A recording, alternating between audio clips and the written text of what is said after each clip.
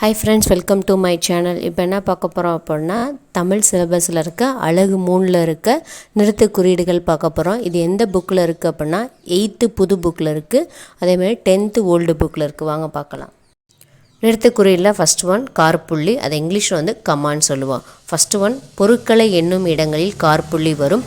குறிஞ்சி, முல்லை, மருதம், நெய்தல், பாலை ஆகிய 5 இணைகள் அப்படின்னு ஒரு 2க்கும் மேற்பட்ட சொல்லும்போது வந்து அங்கே வந்து கார்புள்ளி வரும்.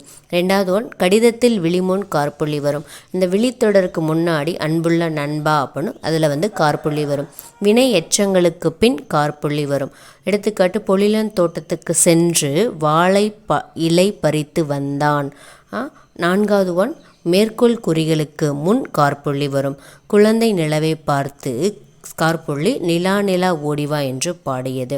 ஃபிஃப்த் ஒன் முகவுரையில் இறுதி வரி நீங்க ஏனைய வரிகளின் இறுதியில் கார்புள்ளி வரும்.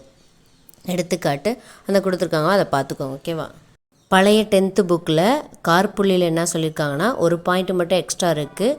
என்ன அப்படின்னா ஆதலார், ஆகவே முதலிய சொற்களுக்கு பின் கார்புள்ளி வரும் அப்படின்னு சொல்லியிருக்காங்க.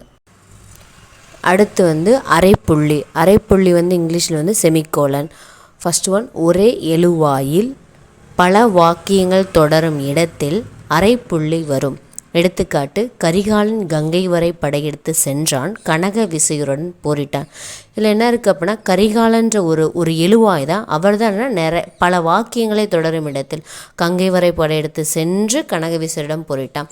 ஒரு எழுவாயை வச்சு பல வாக்கியங்கள் தொடரும் இடத்துல இந்த அரைப்புள்ளி வரும். ரெண்டாவது ஒன் உடன்பாட்டு எதிர்முறை கருத்துக்களை ஒன்றாக கூறும் இடத்தில் அரைப்புள்ளி வரும். எடுத்துக்காட்டு நல்லவன் வாழ்வான், தீயவன் தாழ்வான். பழைய 10th புக்லேயும் அதே தான் கொடுத்துருக்காங்க, வேறு எந்த டிஃப்ரெண்ட்டும் இல்லை. அடுத்து முக்கார்புள்ளி. சிறு தலைப்பான தொகை சொல்லை விரித்து கூறும் இடத்தில் முக்கார்புள்ளி வரும். எடுத்துக்காட்டு முத்தமிழ் இயல் இசை நாடகம். ஒன்று கொடுத்து அதை விரித்து சொல்லும்போது அதுக்கு வந்து என்னென்னா முக்கார்புள்ளி வரும். ஐம்பூதங்கள்னா ஐம்பூதம் என்னென்னா அந்த இடத்துல வந்து அந்த முக்கார்புள்ளி வரும் அப்படின்னு சொல்கிறேன்.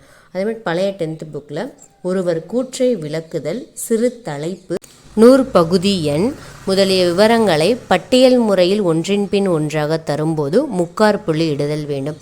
எடுத்துக்காட்டு முப்பால் என்பன வருமாறு அப்படின்னு சொல்லிட்டு அறம்பொருள். அடுத்து முற்றுப்புள்ளி.